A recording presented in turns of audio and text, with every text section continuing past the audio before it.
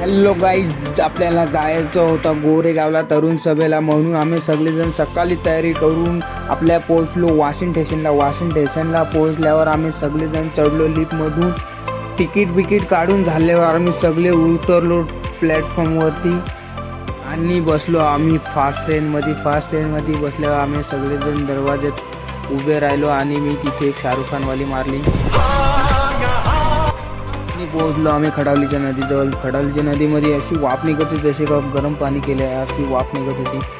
आणि आम्ही उतरलो टिटवाला स्टेशनवरती. का उतरलो? कारण तर आम्हाला तिथून स्लो ट्रेन पकडायची, कारण तर फास्ट ट्रेन कांदूर मार्गावर थांबत नाही.